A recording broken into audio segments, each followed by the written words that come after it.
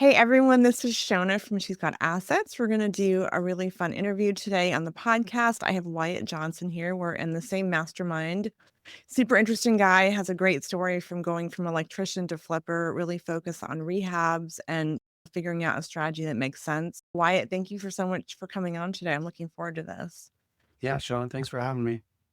Awesome. It's always fun to get into your backstory, and I think the fact that you were in the trades gives you like a unique perspective. So if you want to just give us a little backstory and your journey to where you are today, and we can dive in. Yeah, definitely. So I think I guess I would start back to where I grew up. It was a small town, cow town, and I did the pretty normal thing, went to high school, got out, and was going to go to college for business management.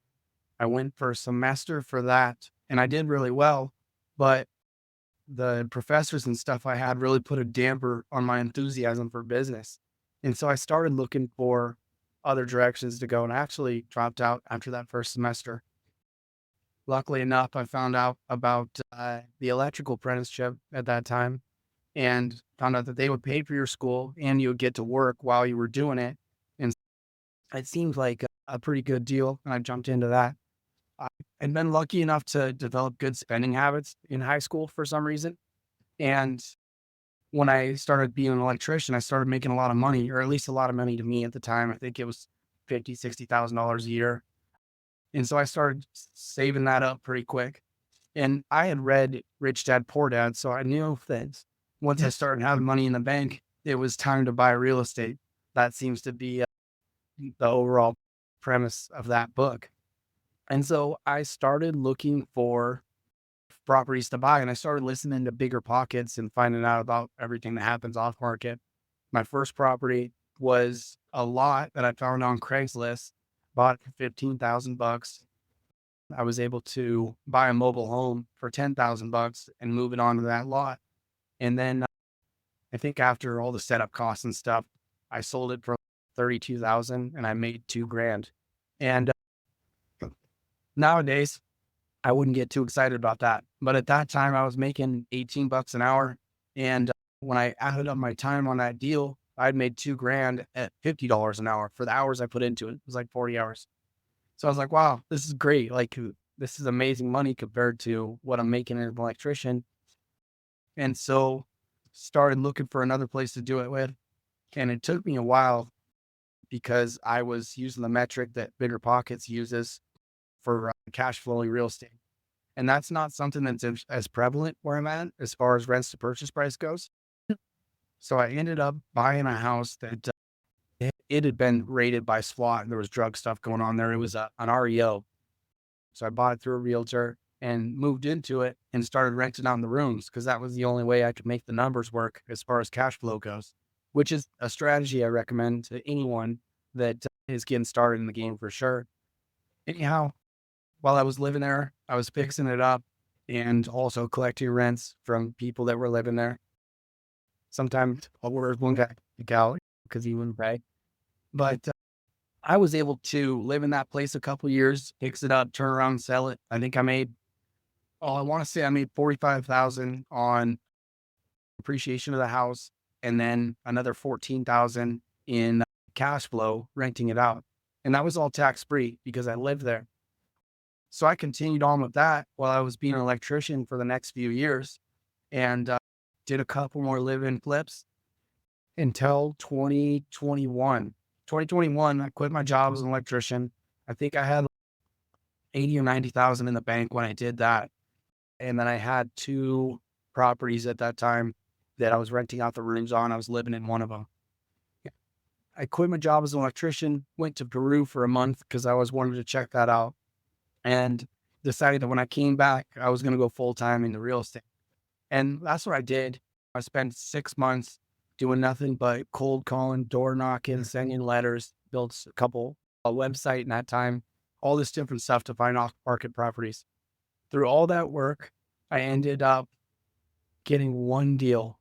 6 months in, I got one deal. It was a door knock, and she had a realtor sign already in her front yard because she was getting ready to list in a week. I got really lucky that I picked that one up. But I got that one deal, spent a month working on it myself, because I knew how to work on properties. And then I got back to trying to find other properties. And I actually started feeling like I was running out of money. I wasn't, but I was feeling that way. And so I went back to work as an electrician, felt like a big idiot because like I had tried and failed. I'd only done one property that year. I thought I was going to be a real estate tycoon. I did that for about 3 months. It was a pretty busy job. And so I made a lot of money really quick and then got another deal that next year. So this is 2022. And I was able to jump out, flip that deal. And around that time, I got good at direct mail. I wasn't just doing it, I was doing it at a higher level. And so then in 2022, I think I was part of 15 deals that year. 2023, I got on TV on top of the direct mail, and that made a huge difference. I think I bought 47 properties that year, or I was a part of 47 transactions. I think 5 of them were referrals or wholesales. And we talked a little bit about wholesales already, but now in 2024, I partnered up with another flipper. We purchased 37, I think 37 properties this year, 39. I need to go back and count, and did way better than last year revenue wise when I was by myself. And now here we are going into 2025. I'm still full time in it and still doing a whole lot of flipping. I love that story. I think that journey of reading Rich Dad Poor Dad and house hacking, and that's just like how everyone starts. And yeah, for anyone listening, house hacking, having roommates, the ticket. So I love that story, and you're really successful, and you got started from humble beginnings. I'm from a small town. I get it. Cool. Town. Real estate was very expensive.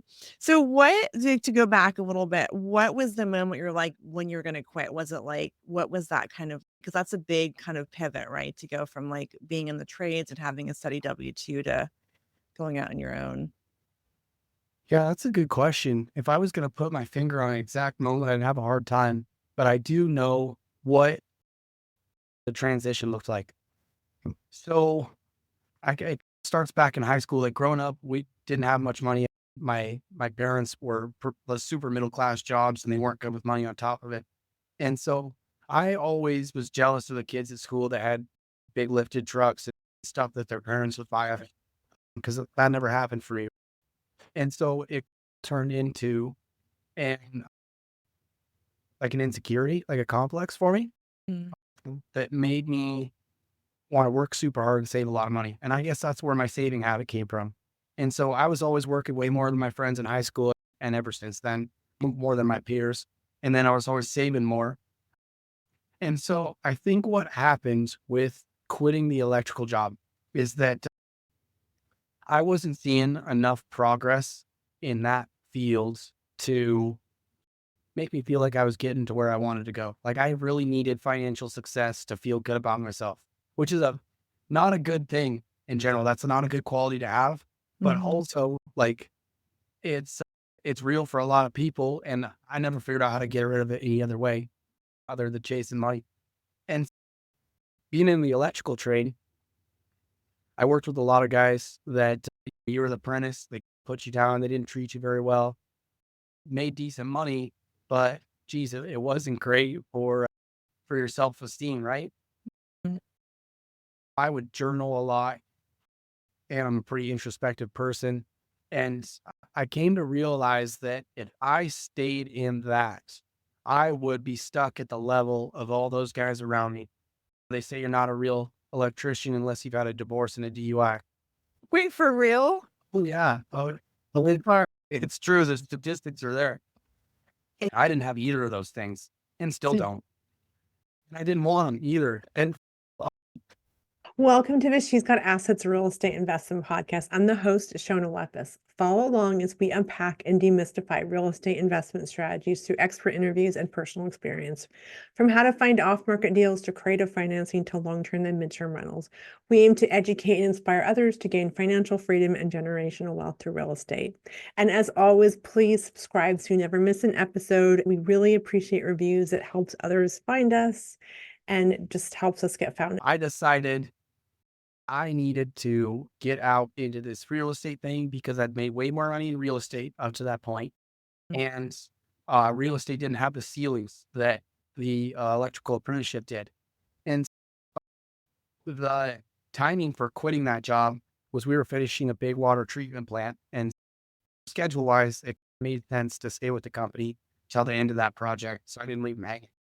But yeah, the reason that I actually quit that and jumped into the real estate stuff full time is because I didn't like who I was. And I was hoping that real estate would make me like myself more, which Mhm. a lot of people, I think, try to motivate people based on what you could be like, or like entrepreneurs will talk about, oh, I just wanted better for myself, knew I could do more, that kind of thing. For me, it wasn't like that. It was like, gosh, like, do you always want to be a loser, or do you always want to? And I'm not saying like people in my position before are losers, but that's just how I thought of it myself. And that's what made me get out of the electrical trade and go into real estate. And that's what kept me in real estate too, because if I had to return and totally give up and never made it through real estate, I would not be a big fan of myself. And I would be a pretty sad person, I think. Yeah, I appreciate how honest you're being 'cause I think I mean, our work is our identity, right? We really that's who we are, so the fact that that's very introspective. I didn't that's yeah, and the trades are well paying and there's respected, but it's yeah, the ceiling. Okay, so I wanna talk a little about mindset, right? Because I know and feeling confident in making that move because that's a really big move, right? To leave that kind of security, I would imagine was, like, not easy. I still remember I was waitressing and I was restocking wine. I was like, "F" That's what did it for you. Yeah, I was a designer. I've had a lot of, like, careers, but I just remember I was waitressing and I had done college, right, which has the for anyone listening, right, college is great, but you do not that's what I love about this, you do not need to have a degree to this. Like, my degree in studio arts has no relation to this, but there was that moment and I was like, "I don't know how I'm gonna do it," but I did it, and so it takes a lot of guts, though, to do that, and so I think that's a lot of that mindset and having a vision or whatever you wanna call it, and it sounds like you've done a lot of work on that. Yeah, definitely. And I think it was different for me because when I did quit, probably maybe the first 4 months, it was almost every day that I would have that sinking feeling in my gut, like I had messed up and that things weren't going to go right. And I'd made a big mistake and it's going to ruin my life. That was just a constant feeling for me in the beginning, especially because I had no one around me like Trevor, our coach, to Mhm, show that success was actually real. It was just mhm. something that I'd seen on Instagram or heard in YouTube videos or podcasts and stuff. And that's a lot different than talking to someone in the flesh that has gone through that stuff and made it through. And so that was really hard on me, not having that faith that things were going to turn out all right, caused me to beat up on myself every day. And Mhm. so instead of having hard things to do, cold calls to make and whatnot, that are just hard as they are because it's conflict, tough situation. On top of that, I had I had a constant voice in my head saying, well, it doesn't even matter if you make that cold call, you're not going anywhere anyways. Like, why do you bother? Luckily enough, I had enough guilt driving me that I just kept doing those things and didn't stop. And eventually the results started showing up and they took a lot longer than I expected them to. Hey there, savvy investor. Quick question. Are you ready to jump into midterm rentals but not sure where to start? I've got you covered. And She's Got Assets. We help real estate investors set up and fully book their first midterm rental with quality guests so you can double or even triple your cash flow. And here's the kicker. We dive deep into marketing strategies, including how to tap into the lucrative niche of getting insurance leads for displaced families. These are long-term stays that can really boost your bottom line without all the hassle and regulations of short-term rentals. Sound interesting? Head over to she'sgotassets.com/MTR and get all the details. And if you're new to real estate investing, we've got something just for you. Check out our REI Playbook course where we teach you how to snag your first investment property by finding off-market deals without cold calling or door knocking. We'll even walk you through creative deal structures like owner financing and how to leverage what you've already got. You can find all that goodness at she'sgotassets.com/REI. Oh, and one more thing, don't miss out on joining our free She's Got Assets community. We've got a ton of resources plus weekly live streams where you can dive deep into strategies to help you succeed. You don't want to miss it. Trust me. Hop into the community at she'sgotassets.com/network and let's get you crushing those real estate goals. All right, back to the show. And so it's different for me now. My drivers now are to build a company that has the opportunity that I didn't get when I was an electrician. So that has people in it that treat each other really well. They're getting paid really well. Guys get more opportunities for advancement than they might at other places. And that's what I'm working towards now. But at that time, I was just running from the identity of being a loser. And I ran from it long enough that I started making money, and now I don't have to worry about it, which is interesting. I'm curious what you think about that, because I don't think that I've gotten rid of that fear. It's still there. It's just I have enough success in business that it staves it away, and I don't have to worry about it. But what happens, and I don't know if you've had a reset like this or anything, but what happens if I mess up and lose all my money, or the real estate market shifts, or I get sued, and I go back to that place that I was at before I had the validation of business success? What am I going to go back into that same mindset, do you think? Yeah, that's a really good question. So this is going to sound like, okay, let me think for a minute. I think when you have a taste of entrepreneurship, it's really hard to go back. Somebody once put it this way. This is going to sound crazy, but once you're an outside cat, you're like, it's hard to go back. I love that. And I'm like feral at this point. So I don't, that's the best analogy I can think of. I think that the tools as an entrepreneur, it's a twisty, turny road, but I don't think I could ever go back. And I think you have so many tools, and the fact that you built a successful business, even if you were to switch gears, you have all that knowledge and all of the, I think even if we transition, like you can put it into something else. So I don't think it's ever, I still have those doubts. I feel like I have the biggest, what do you call it? Complex.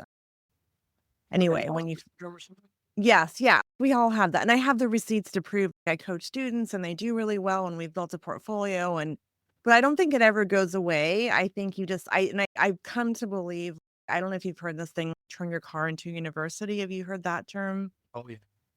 And so I drive around, I listen to a lot of books. That's like kind of what I do. That's how I keep myself from going into that, or the gap or the gain, because the bar is constantly moving, right? If you're successful, you look back on yourself, you're like I would have thought I was killing it now, but you're always because if we're not growing, we're dying, right? That's Yeah. kind of way. So I think the bar will move. You're always going to have some questions, but if you keep at it, you'll just keep growing. I don't know if that answers. Yeah, no, I agree. I like you said, with the skills, the things I know how to do now, I never could have dreamed of knowing how to do 3 years ago. And that kind of gives me a new floor. Even if things did get messed up, I think I'd be landing on a higher place than I was before. Yeah, and I think, and then also just having that why, like you said, providing a company that has opportunity. I think you have to have that really clear, because this is not an easy business. And I want to unpack a lot here, but I think we hear like wholesale and flip and it's super easy, and everyone tries wholesaling and generally they don't like it, or they try flipping and it's a good learning experience, the typical like journey that people go on. So Yeah. it's not easy, but if you stick with it, it's a great industry, but it's not easy and you need a lot of gumption, I guess I would say, with it. Yeah, I agree. Gotta have something pushing you for sure. Mhm. So you're clearly really successful, and I think we often see people that are like killing it, right? All these deals, but we don't go back to the origin story. And you did all that work, and you just look like you're instantly killing it. So I think it's important to stress that it takes hard work, and if you stick with it, it works out. But I love that story because it's how we all start. Right? Yeah, because you're in short-term rentals mostly now, aren't you? Midterm, yeah, midterm, buy and hold, midterm, and then I coach. But yeah, I didn't know anything about any. I'm always learning. I don't think you ever stop learning in this industry either, right? Oh, no. Yeah, it's a lot of success is learning what you don't want to do more than Mhm. it is figuring out what you do want to do. Because I tried medium term and I tried short term, That was not my game. Like 100% against my personality, caused me a bunch of stress, didn't feel good even when I was making money. And so I'm happy to leave that to you. Yeah. So I have to ask, just side note, what was it? Was it like the guests or what did you not like about it? I'm just super curious now. Oh, so I think what it was, I think what it was is my personality is I'm more of a whale hunter. And so I like to go find big deals, take them down and make the big chunks of money and yeah, just keep chasing after big stuff. It seems to me that short-term rentals and long-term rentals too, to an extent, are more of a consistent monitoring, always hitting the small wins to make the money on those things. So I like working for months at a time, hitting a big one, making a bunch of money, and then going back in and working for months at a time. And that cycle Mm. is what we do with a lot of the deals we do. So when it came to short-term rentals, I had a bedroom in my house that I rented to traveling nurses. And then I tried a whole house where I bought the whole house with 5 bedrooms. And I was going to try to do short-term rental by the room because I always wanted that as an electrician. When I was traveling, I would have loved to have a room I could have rented that had a kitchen that was short-term. Anyhow, my personality didn't jive great with that. I didn't like having to monitor and oversee all the little things that needed to happen and then feeling bad when those things didn't happen because I wasn't watching close enough. And it was just super stressful for me. The idea of renting out rooms short term, there might be other people out there that are successful with it. I've done great with it long term, but doing it short term was total brain damage. The people in the different rooms do not get along and crazy stuff happens too. And it happens times 5 because you've got 5 bedrooms in that house. And so that did not work out for me for either of those. Yeah. I feel like the co-living thing, it's fairly trendy. And we hear I love that you're saying that because we hear all these strategies and they all sound sexy and oh, it's the next best thing. But do you actually like it? Is that the best fit for you? Even if that's what everyone's talking about, like pad split, right? So I personally, I rent by the room just freaks me out. All the personalities, no thanks. Yeah.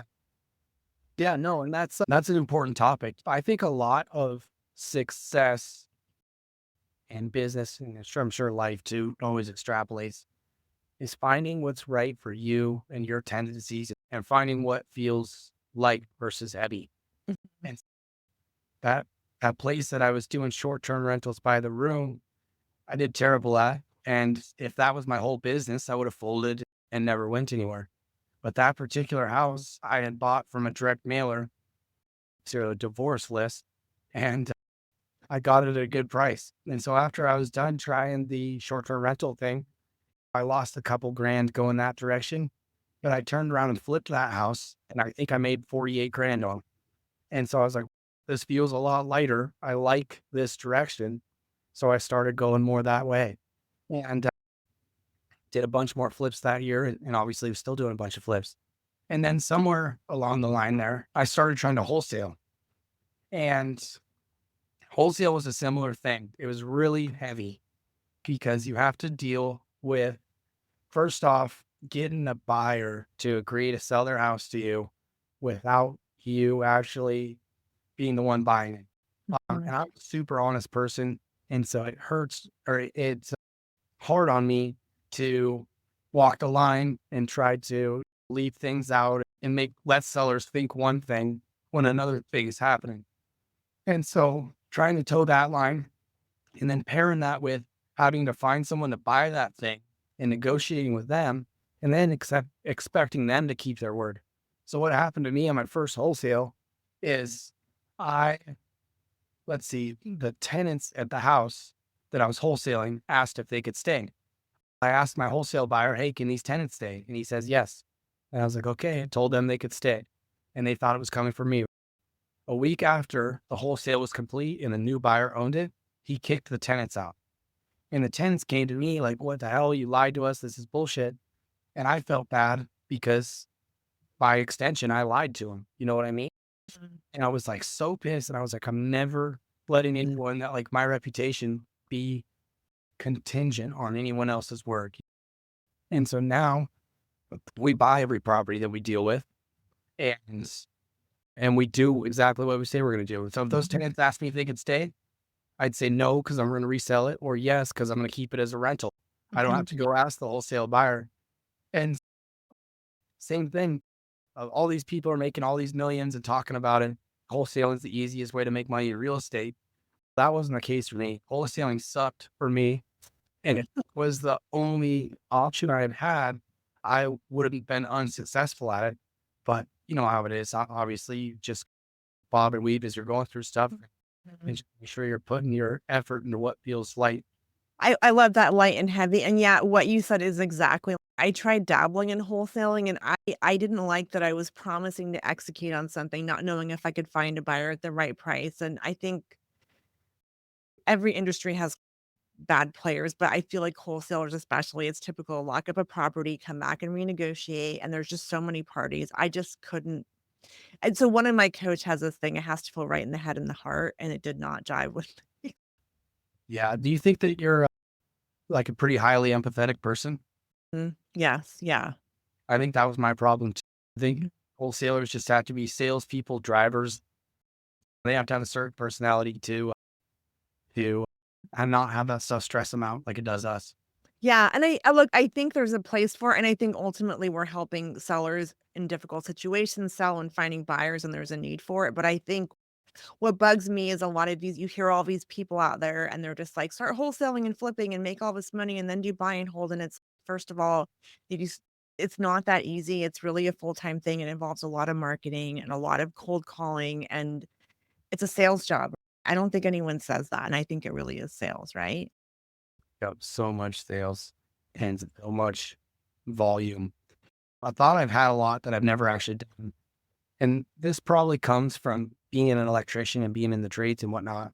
But if you have base level experience in the trades and you wanted to build a house yourself, you could do each part of the trades yourself, be mediocre at it, and still have a house built when you're done, move into it for 2 years and sell it probably at $100,000 gain tax free. And Mhm. if you got on a schedule to where you were doing that every 2 years, and maybe every other year you built a house that you had to pay taxes on, you could make really freaking good money just swinging your own hammer, building one house at a time, and have a ton of freedom and a great lifestyle and all that stuff.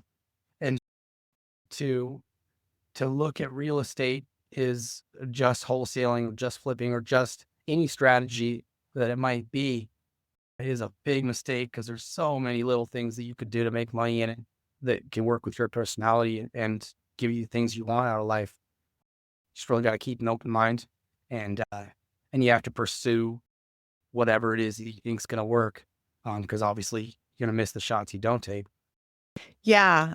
Oh god, I wanna go back to the oh god, okay, so yeah, wholesale, like, some people love it, right? I think just so, like, if you're new to this, like, there's so many strategies, right? I think I love the light heavy. I think you should try things, and if you don't like it, I also think you should seek out mentorship or a coach because 'cause they're like there's a lot of strategies, and it's hard to do it yourself and not and or a community or go to meetups and feel awkward and just make friends because it can be very isolating, and it's not as easy as everyone says it is. 100%. Yeah, and on that note, a lot of the progress I made was because of those meetups and masterminds. Like the one we're in now has been amazing for me. But all of them, the reason I got good at direct mail was because I was paying 300, 250 bucks a month or something for a direct mail coach. And that 1 year I paid 3 grand in, but I think I made 150 grand that year on the flips and stuff that I wouldn't have if it weren't for direct mail. So don't be afraid to, well, actually, not even don't be afraid. Spend money on courses, on mentorship, on coaching, because that stuff's always going to pay off a million times, even if it doesn't look like it will up front. But the other thing you'd mentioned was the local meetups, and those have been huge for me. And one of the best strategies or things I was doing that helped me at those local meetups is I was super open about the problems I was having. And so sometimes I'll see these new guys come in and they'll want to act like they already know everything and everything's going great. They're not having any problems. They'll blow up their numbers, like those kinds of things. for me, I was always the opposite. I always let on that things were worse than they were and that I was dumber than I was and I needed more help. And people gave it to me. I was like a lost puppy and it made people want to help me. And a big part of that was questions. Every time I'd run into something I didn't know or understand, other people love getting asked questions about how to do the business. I'm sure you've experienced that a lot too.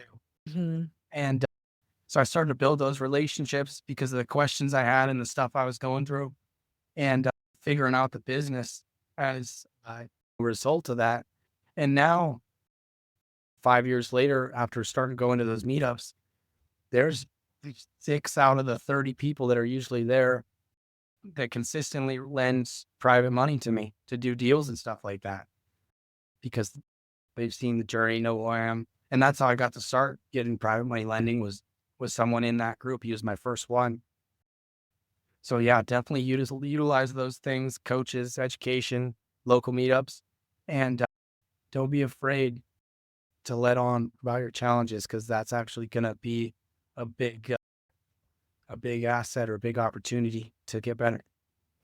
I love that you said that because I do think, yeah, we go there and we're pretending like we're great, but yeah, being vulnerable. It's funny you say that because I went to a meetup and they had this like mini mastermind session, which was amazing. And I was just really vulnerable about like, I'm struggling with keeping up with my leads. And we had this little session and I got this idea and now I've hired 3 sales guys. It was just so powerful. I could have been like, I'm just killing it. It's amazing. But I was really like, was honest about what I'm struggling with. So yeah, 100% go there and being consistent too. I feel like you get to know people and you get more comfortable. If you just go to one meetup and you feel awkward, you never go back. Yeah. Oh yeah. You got to break in for the long haul.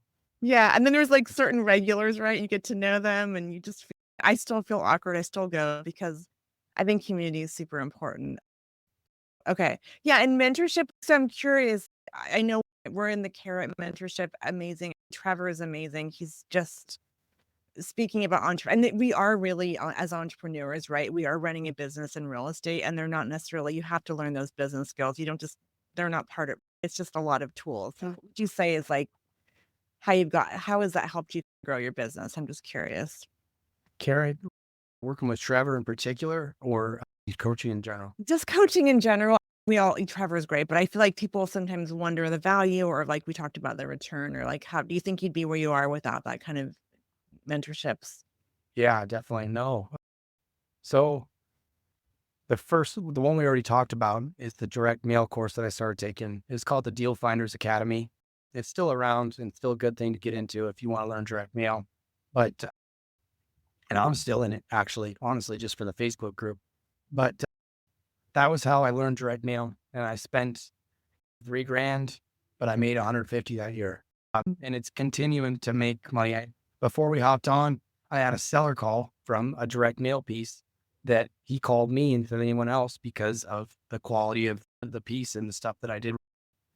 And so that was one of the early ones that helped me figure that stuff out. And then after that, a big one was, have you heard of Uncle Carl, Carl Spielvogel? No. Okay. So that dude is a real estate ninja. He does like dirty title stuff and just crazy subdivision deals, a lot of interesting stuff. He had a mastermind. And in his mastermind, he was teaching how to take on properties that had liens, didn't have clear title, Mm. had issues with the land, issues with the seller, whatever it was. And so I was paying $100 a month to be in his mastermind.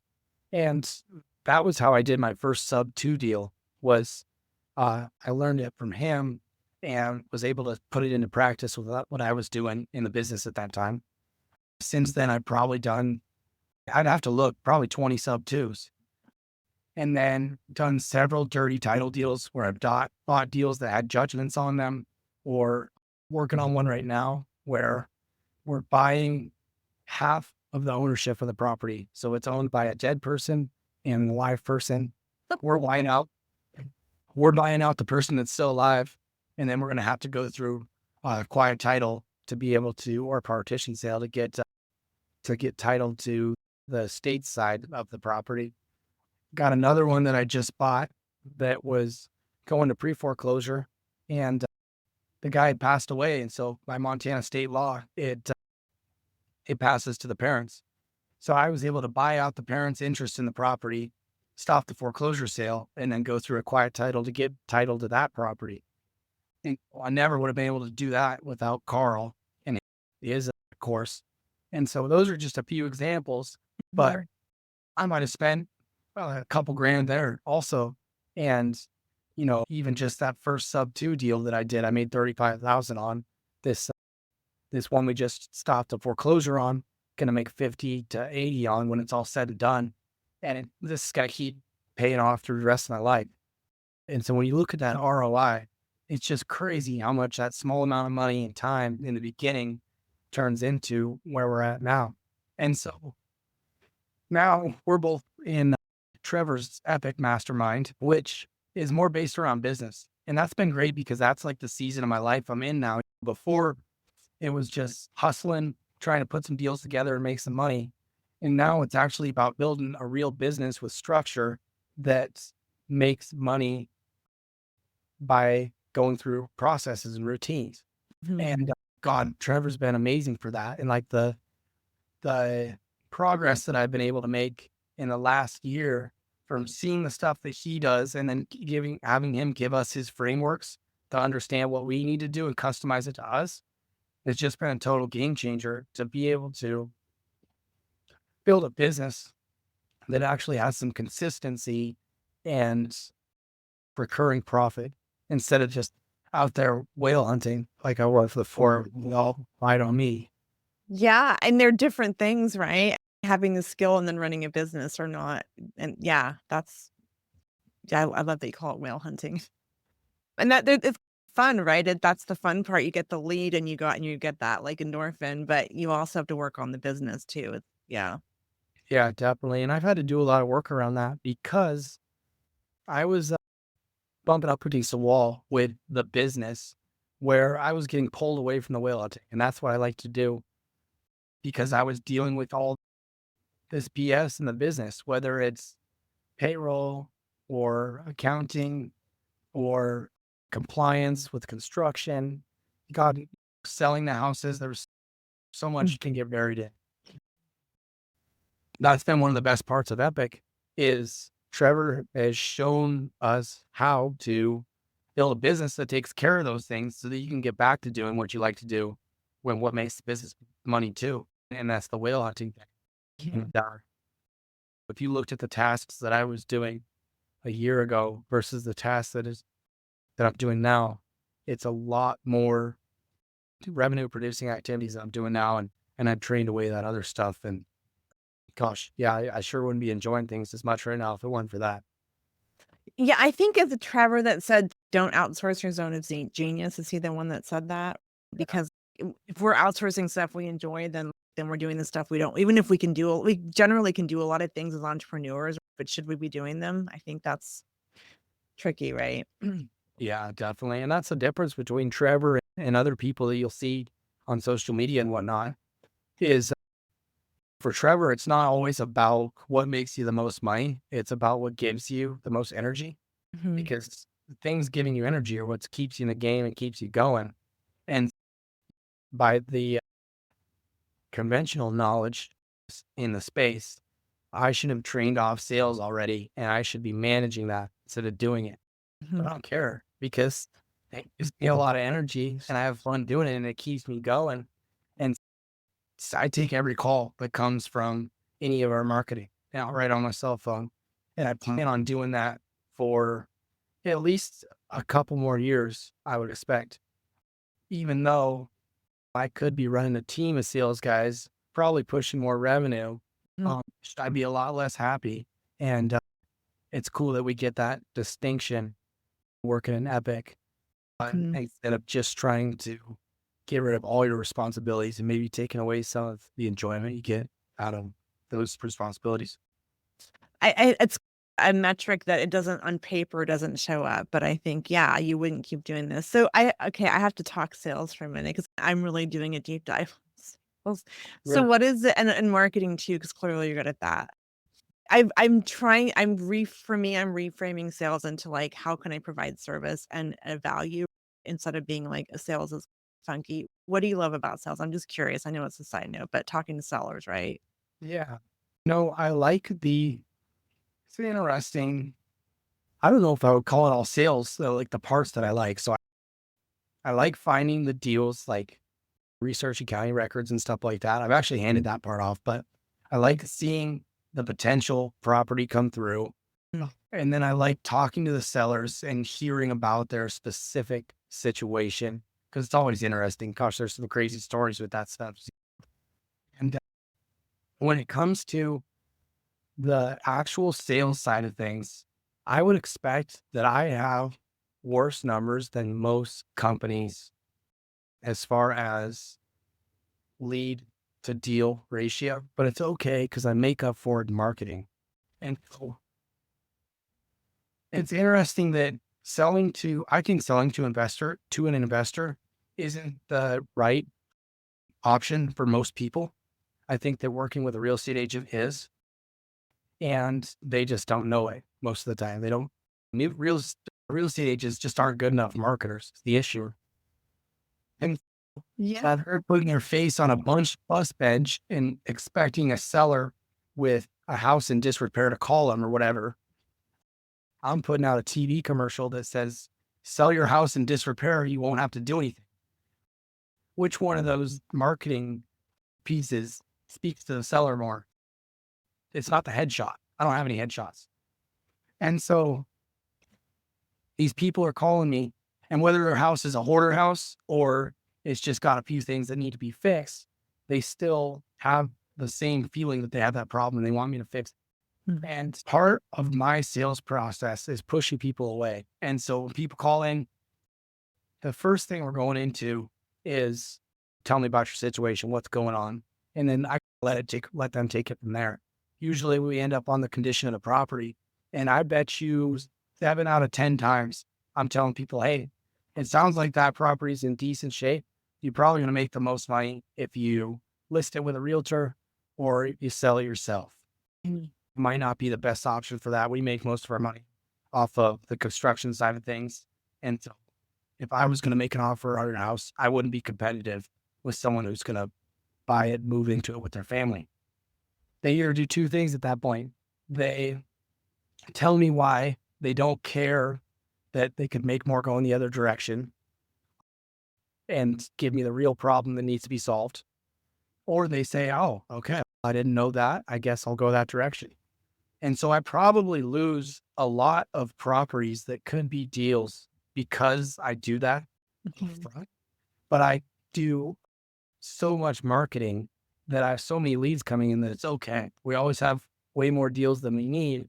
And so we don't have to make the most out of each lead. Is that the best business strategy numbers wise? Probably not. But it goes back to that energy thing where if I was buying John Smith's house that was in decent shape, and then he finds out a couple months after selling it to me that he could have gotten 50 grand more working with a realtor or something of that nature, I would feel shitty about that. And I don't Mhm. want that on my conscience. And I don't beat him over the head with what I think it's worth on the market and what I'm paying. But I always tell him, like, you're going to get your best money if you go through the process of selling it yourself or selling it with a realtor. And so I think that there's a double-edged sword to that in that it builds trust. You know, when you one and they try telling you that you're the answer to all their problems and they're trying to convince you of that, you naturally get defensive and don't believe them as much and stuff like that. Whereas with me, when I'm pushing you away, it's like, oh, like they don't want me. Why don't they want me? Like they start chasing it, and you end up working with the right people that I'm supposed to work with. And that's how I've always ran my whole life is I'm just super open about everything. Don't hide anything. And I hope that the trust that I build outweighs whatever reservations a seller might have or anyone I'm working with. Mhm. And it seems to work out all right. Now, all that being said, there's things with framing and negotiation and all those different things that happen in sales that I definitely need to do better on and need to improve on. and I'm going to be working towards those things. But as far as sales in general, I think I do that part of it a little bit different than the average bear. I think that goes so far. I do the same thing because a lot of times people, they don't know the model. And I'd way rather be like, hey, this person got me the most money. I'm off market deals. We're not retail buyers. We're just not. And I think people don't understand that. And I think that trust and that goodwill goes so far. So I love that you're doing that because I think that's a lot. Not everyone does that. And ultimately, that's going to bring you more business and your reputation, right? You're someone that's really trustworthy. But it goes back to the marketing, right? I'd love to, you're doing TV, you're doing mailing. So what are some like tips that you can share? Because there's so many ways to market. I don't know what would be your like recommendations of some for direct mail and I don't know TV. I don't know nothing about TV. I do direct mail, but TV is interesting. I'll start with direct mail. So for us, we don't do any high volume direct mail, no postcards, no massive mailers. I just sent one out that was 500 letters. So we start with the Driving for Dollars list, which in my opinion is one of the best lists you can get, aside from maybe pre-foreclosure if you're doing it right. And so because we're doing smaller lists, we send out better pieces.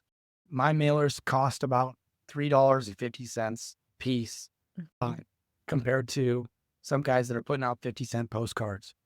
And the reason they're so expensive is because they're handwritten. We get them done through open letter marketing. They're really good. They know their stuff.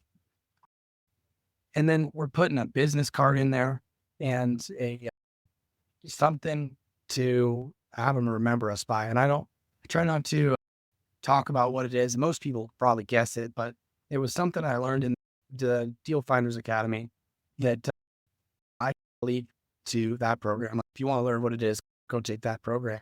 Mhm. Anyways, when people get our letters, there's stuff in there that they're not seeing in any other marketing. And so we stand out. Also, the messaging is different. So instead of saying urgent notice, house is wanted, or buy your house tomorrow, quick relief, whatever, it's just a handwritten letter that says, hey, my name's Wyatt. I'm interested in your place at 123 Main Street. I don't know if you thought about selling it, but I'd like you to make an offer. Call or text me anytime at my number. So it's really friendly and open. It's not there's just not a lot of copy there. It's not like blinking yellow and red, Yeah. Now, yelling at you when you get it. Yeah. and then it's in a postcard size envelope, and it's a different color and it's handwritten. So it's going to stand out from what you're getting from American Express or whatever else. And yeah, that's the typical letter we're sending for a lot of stuff. And I need to get better about doing follow-up mailers. There was a time when I was doing second, third mailers. Lately, I've just been doing the initial mailer, and we still get plenty of deals from it. We always have more deals than we have bandwidth to deal with them. So that's part of the reason I haven't gotten better in that. But those are the major things there that I do with direct mail that I think contribute to our success with direct mail. When it comes to TV, so I work with Tony Javier. He's got 10X TV, and basically he's running an agency for real estate investors specifically to run TV ads. And so Tony's been doing it for 20 years or something like that. And he knows the copy that he needs to put out there to get people to answer, the stations that it needs to play on, the times to play on those stations, and then how to negotiate with the TV stations to get the best rates and make it economically make sense. I think so. Most of the success of the TV, I owe to Tony. I think that a part of the success there, though, is that I look like a pretty average dude from around here. And I'm younger. I'm 28 right now. And so when you watch my TV commercial, it looks like a younger guy to most people in a flannel and a ball cap or whatever, like all of the town kids around here look. And so people respond to that pretty well, as opposed to a guy in a suit that was maybe running a national firm or something like that and just doesn't feel as inviting or local as that. And so that's done really well there on the TV commercial. And I've even had people that call me and tell me I have a great commercial. They're like, I don't have a house to sell. I just want to tell you, I appreciate your commercial. But there's some good stuff going on there with the commercial, apparently. Some of the numbers on that, I'd pay anywhere from 5 to 8 grand a month on the TV to be able to run. I don't know how many impressions it runs, but it runs like, and a lot of people see it and know me from it and stuff. And I think last year I had 370 some calls from it. And what would that average out to? 84,000 in spend. And I got 370 some calls from it. That turned into, probably 30 of our deals. And so I could break that all down.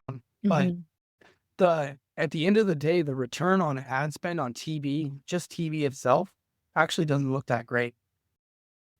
It might be like a 3x return, which is at the bottom of what you're shooting for. You know, ideally you're a 4 or 5, 6x return on your marketing to be able to have a viable business. But I don't care about that because TV builds a ton of credibility. So now when I cold call people, I've had people that recognize my voice on the phone from the TV commercial. And if they don't, then I just have to talk about, I just mentioned that I've got the TV commercial because I'm the only one. I guess there's one guy that's running way lower volume than me. But once I mention that, people automatically attach credibility to the phone call, and they're more likely to open up and actually be open to talking about the options and stuff like that. Versus back when I didn't have a TV commercial, you'd be like, who's this kid calling me about my house? You know what I mean? And so the return on TV itself is decent. I mean, a 3x. But when you consider the referrals I've gotten because I'm known as the guy that flips houses because I'm on TV, or the deals that I've been able to lock up because people were more willing to talk to me because of the credibility of TV, or the website doing better, or shoot, I've had it a lot where there's another investor in town that has a trailer that says we buy houses on it. There's other investors putting out bandit signs. People will call me and say, hey, I saw your bandit sign. I saw your sign in the corner of Bantan Street, but I didn't call you. I called you from the TV commercial. I'm like, great. Glad you saw that sign. From actually getting a lead from other people's marketing because I have the biggest presence with that stuff. And gosh, if there was a way to break out all of those benefits, it would add up to a lot more than a 3x return. And on private money lending, like I have blown up our private money lending network this year because when I say, oh, I'm a house flipper and I pay 18% interest, people are automatically more interested because I'm on TV and I'm as legit as they get. Whereas if they had no idea who I was or what my business looked like, they would be a lot more cautious. Yeah. That is the ultimate kind of authority, right? I think being on camera, being on screen, and that's brand building, that's marketing, right? That's, and I want to say it sounds like you're being really authentic. And I think the more I do this, the more I'm not trying to be someone else, the more you attract people and the more people connect with you when you're just being real, right? And not trying to be someone that you think you're supposed to be in a suit. If you put on a suit and we're like a used car salesman, I buy a house. Yeah, that wouldn't do great. At least the part of Montana. Was it hard for you to like do the TV? Because you seem like not the type that'd be like, I'm going to be on TV. Like, how did you, clearly you're and was it intuitive? Like that's the next step, or what was that kind of like? You know what? It's interesting. That was actually the result of coaching. So the first summer that I quit my job as an electrician and I bought that one house, I was standing in the gal's living room and we were working on signing the contract and the TV was going again. So it was going the first time I met her. Then we met the second time, still going the third time. And I remember thinking all these people with houses to sell, they're watching TV all the time. And the first one to get on TV is going to be the one that wins. And I just filed that thought away and whatever, just musings. I got a business coach the next year. So it still took me another year to get my first like business coach for business. And that was one of the things she pushed me to. We looked at where I was at and where I wanted to go.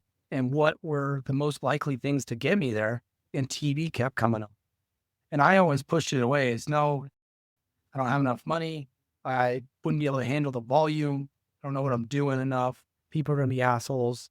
I don't want to do it. Those were all limiting beliefs. And she helped me through all of those to the point where I still wasn't sure, but I was at least ready to take the risk and see what happened.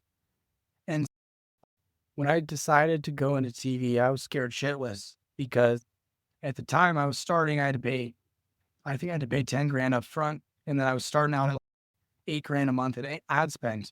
And at the time, I might have had 100 grand to my name. And so you do the math, that's running out in 8 months, 9 months, whatever. Because I knew that if I wasn't able to harness the business that came with it, I was going to be in trouble. Luckily, it worked out. He figured it out along the way. But at the time, that seemed like a monumental task. And so when it came to actually filming the commercial, I drank 2 White Claws before I went to the shoot commercial. And that must have worked really well because they said I was pretty laid back and I did a good commercial. And that's been the feedback since. And then from there, it was just talking to people that called in from it. That stuff was all set up really well. It worked. People called. And then I was just talking to people. And I love that. And I'm great at it. And so it's pretty easy from there. Now, I do get some crazies that call in for sure. Even people you wouldn't expect. I had a guy call in and I answered the phone and I was like, this is Wyatt. And he's like, hey, are you that little boy on TV that buys commercial? And I was like, yep, that's me. Then he's like, oh, fuck you. And I was like, that was it. I looked up the phone number and it was a 65-year-old dude in a small town that had a totally normal house, looked like a totally normal dude. Felt the need to call up and tell me that. I don't know why. Bizarre, yeah. So it's made for some good stories, but luckily there's enough of a positive response that it hasn't really hit me too hard. Yeah. It's really fun. Yeah. As clearly you're getting your own leads because I think you either buy from a wholesaler or get your own leads. And I think the best leads come from direct from seller because you can negotiate. That's my favorite. I don't know. I'm assuming you get all your own leads, right? From your own marketing. Yeah. I should have looked at my numbers before I jumped on here, but we're starting to get a lot of referrals. So with the TV and then being in the business and having a good reputation, realtors, bankers, family, friends, everyone's referring stuff. A lot of people call in from the TV commercial and say, hey, I don't actually have a house to sell, but my sister's trying to sell her place. Can I give you her number? And so we're buying deals that way. With the change in the market, we have started buying stuff off the MLS. I think we bought 3 off the MLS this year. 3. One of those, the seller contacted us directly. And so even though it was on the MLS, it was technically a direct to seller lead. But that has started happening a little bit more. And that's definitely a strategy.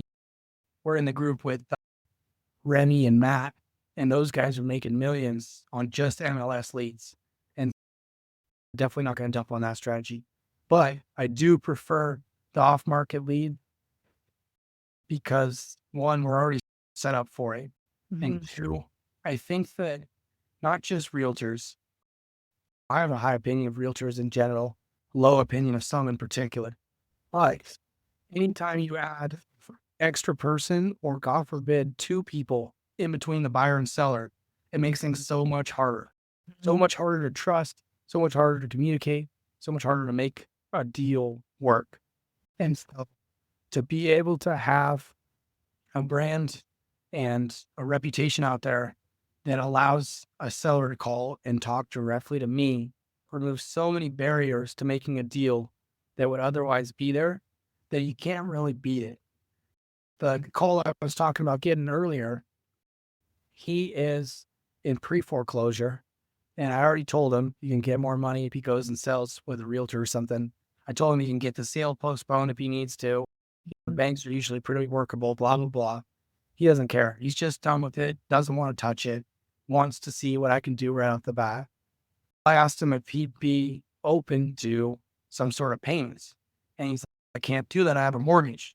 And I was like, what we've done with other sellers in the past is taken over their mortgage to where the debt would stay in your name, but we would keep making the payments. If we ever stops, you could take the house back and take over the payments again and be a better situation. And he's open to it.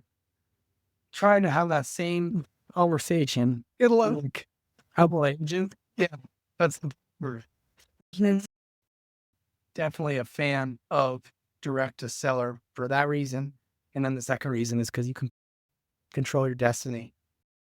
You can't control how many people list houses for sale on the MLS, but you can control how much direct mail you send out, how often the TV commercial plays, how much SEO or optimization you're doing on your website. And when you need more properties, you can get more instead of just taking what's already there on the market. 100%. Yeah, I just want to underscore. So I have a coaching course. I teach direct mail, and it's a very similar style. It's a letter, it's invitation size. And I get calls all the time like, I never call back, but this letter felt different. It's just, and it's very much a friendly, we're not harassing them to sell, or you look really distressed on paper, so you need to sell right now for all cash. Maybe they don't want all cash. Maybe there's tax reasons, right? This is and I've gotten the calls like, "I will only sell on a note," or which I think is incredible. I get those calls, and it's a really I had a meeting with the seller yesterday, multifamily, talked landlording, just would never have had that conversation. He like and these people the other thing that I like to say when I'm coaching students is, like, you're planting the seeds, right? And these letters get saved. I don't know if you've had that where people save the letters and call you later, but they do have staying power. Oh yeah, we got calls years later. Yeah, it's right? And then I've been to meetings where you see your letter, like, next to the manila fold. Oh my gosh, because and normally they just get thrown in the and I think I just wanna say too, like, every kind of marketing works, right? But you've clearly found marketing that makes sense in your head and your heart, and you're really good at it. But if you tried to do something, you probably wouldn't stick with it if you're sending out cheesy postcards, I'm assuming, because it wouldn't feel, like, right for you. Yeah, exactly. And that's why cold calling, I say I'm a sharpshooter with the cold calling stuff where if we can't reach someone with a letter, then I'll cold call them and then I'll door knock them. If I was like one of these guys that was just dialing the phones all day, I would be so depressed so fast that I would quit getting deals just like that. And I'd be out of the business for sure. Mhm. So you had mentioned talking to a guy that had some multifamily and stuff. And I know you were looking to buy more multifamily going into this year. Is that right? Yeah, I'm always looking to grow, and every deal is different, but yeah, multi I view investing as buy and hold, right? I flip on occasion, right? It's really profitable, but I like to get the property and then maximize it, like, with midterm, right? Because the cash flow is really good, right? And you only need so many doors. Yeah, but definitely. Yeah, it was like an hour and a half. We talked landlording, and it was like a conversation I never would have had if I hadn't sent the right kind of mail, and he saved the letter. I don't even know when I sent the letter, but it was just like, yeah, and he actually scanned it in and sent it in the email. Oh, wow. Buying a bunch more multifamily then that you're just going to keep as long-term rentals? That's the goal. To me, investing is really buy and hold.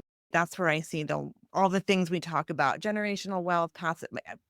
I like the way evergreen. It's evergreen, right? It's not passive. Let's be honest. Yeah, exactly. Yeah. So I'm always looking to scale, right? And especially, I don't in the market I'm in, it's pretty expensive. So really, the only way to cash flow is doing like STR, MTR, Yeah. unless you have a million doors, which yeah, that takes time. So I'd rather like small but mighty portfolio kind of thing.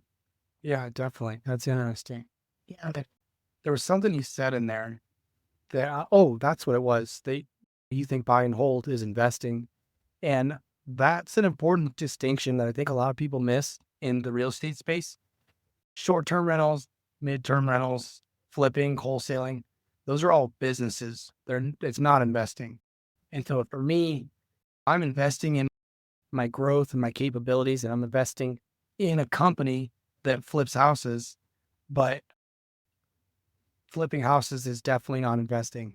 And that is a transition we're starting to go through where now we've got a company that generates a lot of active income and we need to start investing it into things that produce passive income.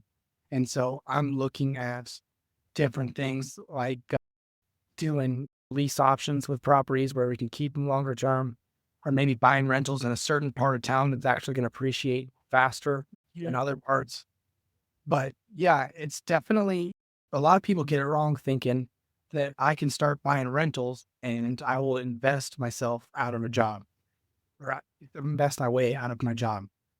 That's not the case, at least not here. Maybe in Wisconsin at one time or God only knows. But the way it's actually supposed to go is you need active income so that you can have the money to invest and then create passive income. And so that's why you were flipping when people say flipping is dumb, because we're building a business with a bunch of active income and we'll be able to take that and then actually do real investing and have passive income that's going to amount to something more than $100 a month on where it looks like on the investment.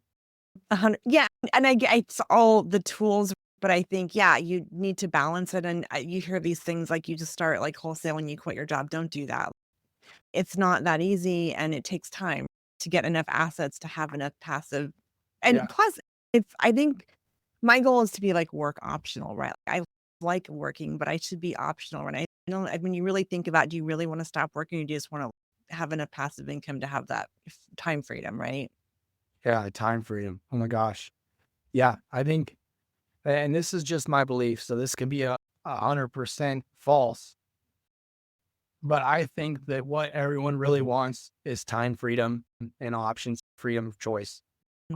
And some people, because of insecurities or things that have happened in their life or whatever it might be, get that confused with wanting material things like cars and watches and houses, or wanting a big company or wanting to have a big number in net worth behind their name. But I agree with you that at the end of the day, what really matters is being able to choose to do what you want to do with your time. And the surprising thing about it all is that even after you achieve the time freedom, you find that you still want to use a lot of your time to work. I think that's we go into this because we like real estate. That's why I do this podcast. I just like talking to people about real estate. Yeah. Excuse. But yeah, I think but knowing what you really want and the why, because it's not easy, and sometimes knowing when to stop working and like to have that there's such a thing as balance. I don't think there is, but maybe someone's figured it out. Yeah. A counterbalancing thing. Yeah. I do want to circle back really quickly because I love marketing and I love talking about it. You said driving for dollars list. So who's pulling that for? How are you getting that list? That's manual. Right. So it was me that did it. And here's the best way to do it. And I know because I've been through several ways of doing it. Get the Onyx Hunt app, which is it. It's a satellite imaging thing, but you can track yourself and do different things on it. And you use that to track your route as you drive through town and drive every single street, look at every single house, and write down. I shouldn't say write down. Then you get the Deal Machine app, and you can add properties in there. Well, you add every single property you drive by that looks like it's in disrepair or it has some sort of distress. Broken windows, long grass, bad roof, furniture in the yard. It's a really good one. Mm. Anything like that. Or maybe it's a property you think would be good for development. It has a big lot, whatever it might be. You add all those things in the Deal Machine, and then you could take that list out of there and send them notes. But when I would do it, I would drive the whole town and all the neighboring towns in as many population dense areas as I could, and even some that were less dense. It's going to do two things for you. One, it's going to get you properties on your list that you're not going to find anywhere else. No one, at least not in my market, maybe in California, no one's driving the streets, making a driving for dollars list and selling it to all the other investors. Typically, you got work to get that. You'll have a list that no one else has.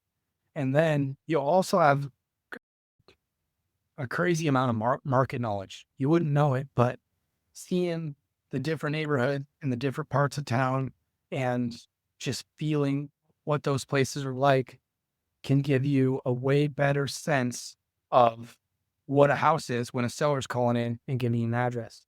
And Mhm. it gives you different ideas of doing things. There's just a ton of learning wrapped up into it that you'd never expect.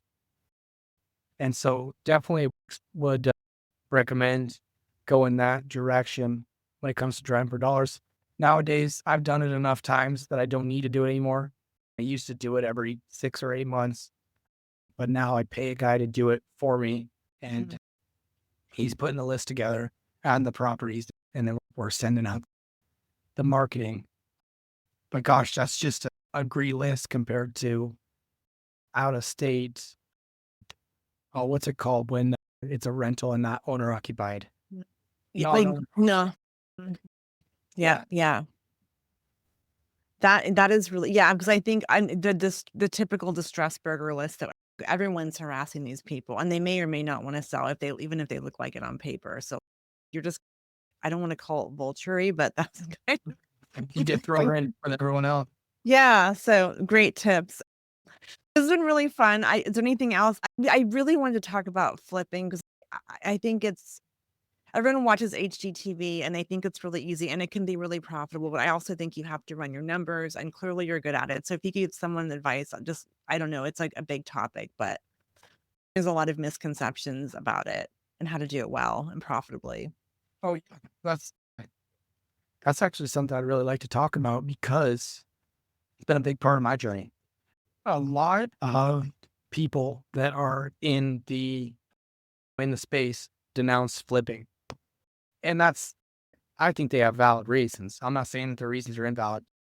Steve Trang is a big guy that I follow, and I attribute a lot of my success to him as well. And he hates flipping. And he says, why would anyone ever flip wholesale everything? He's also in a market that has, I don't know how many millions of people, but there's tons of sellers with houses that are similar and easy to comp and were built at a massive scale. Mhm. And then there's tons of buyers that are similar and are looking for those kinds of houses. Up here in Montana, what I've found is that there's not a lot of houses that are the same. There's houses built in the 20s, 50s, 60s.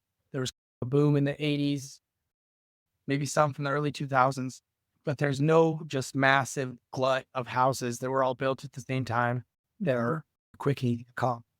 And we've got a deal that we're going to make probably 70 grand on that's out in the middle of Wyoming, in the middle of nowhere. And it had a meat processing plant attached to a shop with the property. What's cool? Where are you going to find comps for that? Yeah. You're not. And so have to go in there and try to throw together a deal with really limited knowledge. And that one's going to pay off really well. Obviously, in those situations, I'm a little bit more conservative with that. The reason I bring that up is because our market is so much different. There's less people. The houses are a lot different. The properties are a lot different from property to property. We have had to take on a much wider range of deal that we're willing to do and figure stuff out. And we're still making really good money to do it. But at the time, listening to the podcast and things like that, I'm doing it wrong because I'm not focusing on one asset in one area and one buyer, whatever it might be.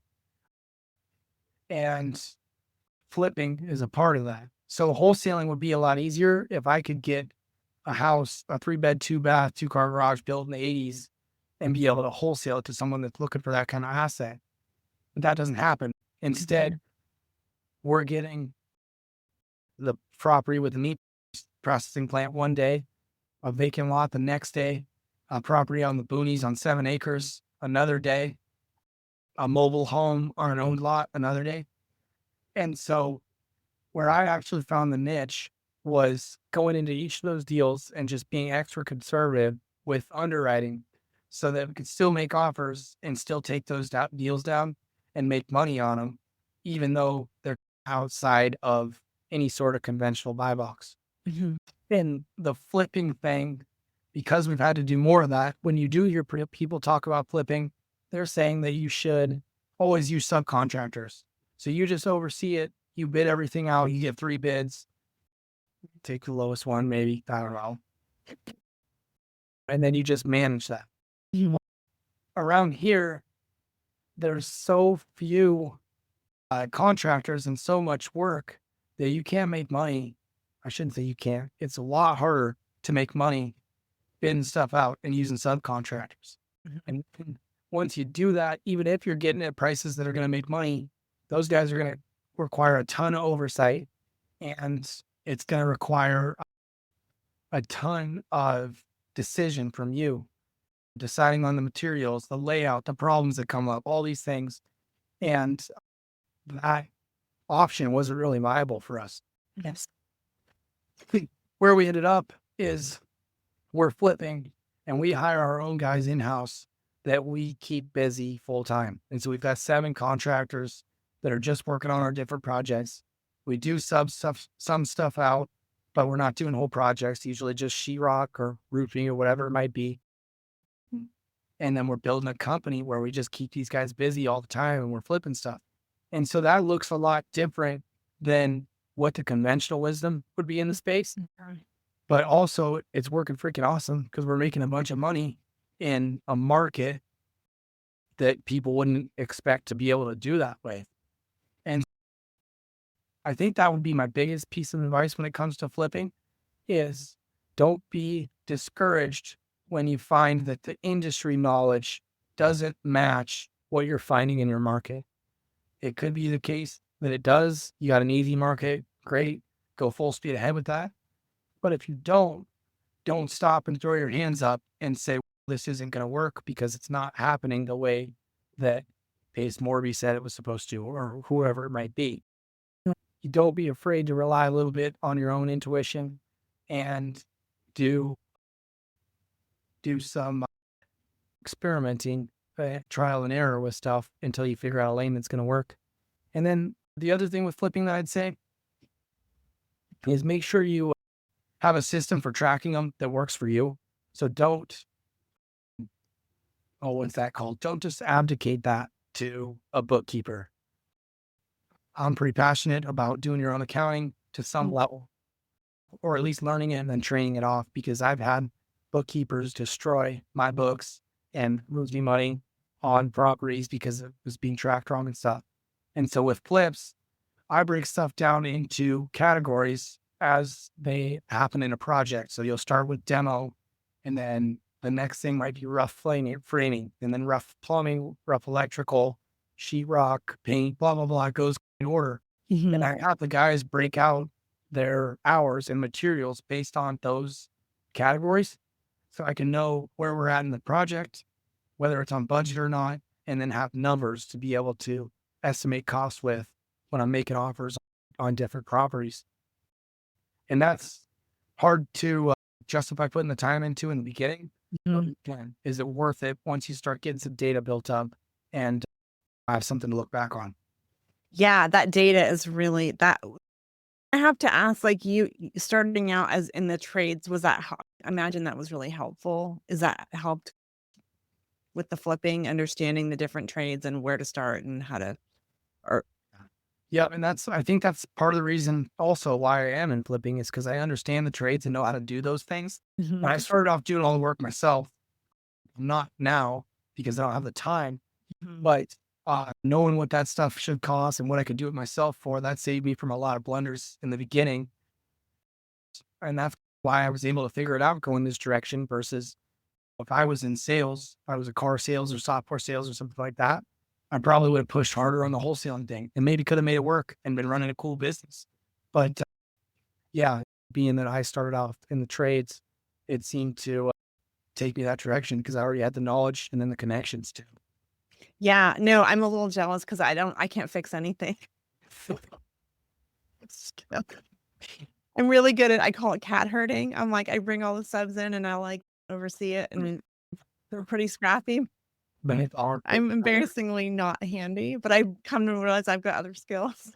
exactly. Yeah. And I tell people all the time, it's a great place to start off. If you want to get into real estate, but don't know how, go get a job in construction. Like that's going to be giving you a ton of industry knowledge and it's going to springboard you into it for sure.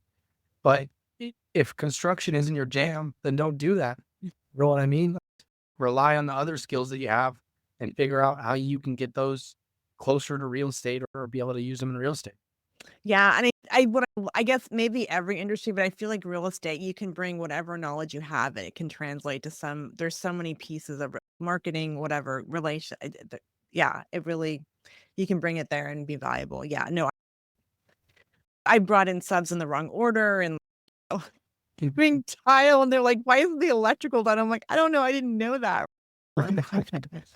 Well, I know exactly what you mean. Really stupid mistake, but we joke about it, and I was like, bring them lunch. I'm like, "Okay, guys, we're gonna do this and we have this so my electrician makes, like, tons of holes, right? We're like, "Oh, the gopher was back, all the holes." Yeah. Wait, this has been really fun. If you have a few more minutes, I have a couple wrap-up questions. If not, like, totally get it. I don't wanna keep you if you're Yeah, no, let it ride. okay, awesome. Thank you for just being this has been a really fun I appreciate your, like, honesty and transparency because I think you look so successful. You're, like, on TV. Thank you for just sharing the journey. It's Yeah. inspiring. So, take this however you want, and we touched on some of this, the top business or life advice you'd give someone to live life on their own terms. Ooh, live life on their own terms. I don't know if I'm really qualified to give this advice because I don't think I could follow it myself, but it's something I've seen others do. I'm not very religious or spiritual. I'm super like golden rule. Like I want a good reputation. I do to other people what I want done to me. So I've got morals and values, but I could care less about the rituals and stuff that surrounds spirituality. And a lot of that's because my dad was pretty religious growing up and he was a pretty big hypocrite. And so I rebelled from that whole mindset. But somewhere that's hampered me is I think that I have less faith than other people I've seen, than religious people, uh, because they grow up with this just inherent belief in whatever it is that they're following. That translates into other areas of their life and allows them to have faith in other things that might be a little more intangible. And how that showed up for me was I was being super logical about this business thing. Okay, I'm an electrician now, but I want to be a real estate investor. How's that ever going to work? I've started looking at all the logical reasons why that shouldn't work, why I won't be successful, why I suck, basically. Whereas I've seen other people who just decide they want to be a real estate investor and believe it can happen. And that belief keeps them pursuing the goal instead of wasting time beating themselves up and being reluctant to do things because they don't believe in the results. And so now that I've been through that struggle and seen the success, I'm a lot more likely to believe I could be a billionaire. I don't want to be a billionaire and I don't want to do the things they have to do to get there. I think it's possible. And that if I really wanted to, I could create a plan to chase that and have a 70% chance of getting there in 40 years or whatever it might be. And so if I was going to give some advice, it would be to try to allow yourself to believe in the possibility a little bit more and have faith that if you do the right things, you're going to end up where these other people have ended up that have already done it, because that's going to make the journey a lot easier than if you're constantly looking for the reasons why you won't succeed. Mic drop. I'm with you. I feel like whatever the word is, spiritual. I don't follow organized, but you have to have it. And whatever you're focusing on, it's going to happen. So it's really what you're saying it's very important. Okay. Thank you. That was a great answer. And okay, next one. This is silly. A superpower and how you use it in business, maybe. What's your superpower? Oh, yeah. No, I like this. Steve Trang asked this question on his podcast, and I always love to hear the answers. I think if I ever had a superpower, it would be like connection or trust building. I've had a lot of people tell me I knew I could trust you in the first 5 seconds. And obviously, part of it is that I'm super open. I'll try to hide things. I tell people my shortcomings and insecurities and stuff like that. Maybe some of it's my demeanor too, or the way I talk. I don't know what all it is, but that has been the number one source for my success is sellers work with me because they trust me and believe in me that I'm going to do what I say I'm going to do. Private money lenders do the same.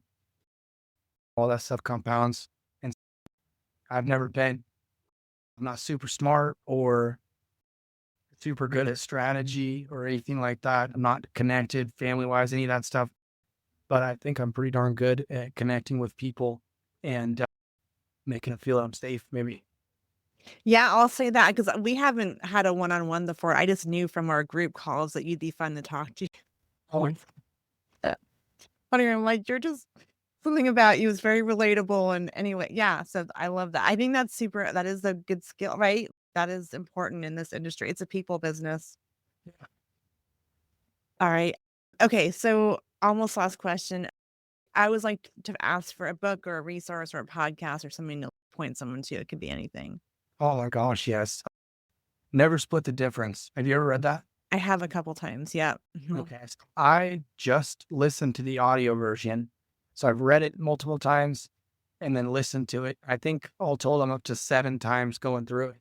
And I need to do it again because that book is so full of communication strategies or habits that it can totally change the results you're getting whenever, in your life and business. And I really hate that so much of our younger lives are wasted on learning Pythagorean's theorem or some silly history day when we could be teaching kids about communication, how to communicate better, how to deal with their emotions better, whatever it might be, because those things would be way more powerful. And yeah, Never Split the Difference does that for you. And it gives you the tools to understand your emotions and then use them in a way to communicate with people to get the things you want instead of creating chaos in conversation. Okay, a couple things. First of all, I love that you said you listened to it multiple times. I think we read a book once and we think we got it, but you have to listen to. I listen to things like multiple times at 1.5 speed Yeah. driving around, and I hear something different every time. Yes. Right? So I have to ask, have you used the late night DJ voice? Absolutely. And the way that plays out for me is now when I get mad or scared or anything like that, I have a habit, just a subconscious habit of slowing down how fast I'm talking and talking lower. And just that is so impactful. Think of the last time you talked to someone that talked really fast and they were trying to say all these things. You were immediately annoyed and probably trusted them less if it was in a Mhm. context that came up. And absolutely, I'm using the late night FM DJ voice because it's effective. I'm working on it. I know I talk fast when I get nervous, so I always every time he says that, sometimes I do live streams and I feel like, "Here I go," and And that's great that you're working on. work in progress. Okay. And okay, next question. How can people find you or if they're wherever you're at online, reach out to you, work with you, all that stuff? Yeah, definitely. So I don't do much as far as coaching, mentorship, that kind of thing. Some local guys and stuff, but nothing that's structured. So really, I'm just doing the business. Billingshomebuyers.com. If you look that up, it's got my personal cell phone right on it. I'm on Facebook, Wyatt Johnson. There's a picture of me in a flannel with a hat that says Ranch House Meats. I look exactly how you expect me to look. Those are the best ways to get a hold of me. Awesome. This has been really fun. Appreciate all the wisdom and just the honesty and transparency. Yeah. So thank you for coming on. I appreciate it. Yeah, thanks, Sean. Awesome. Yeah.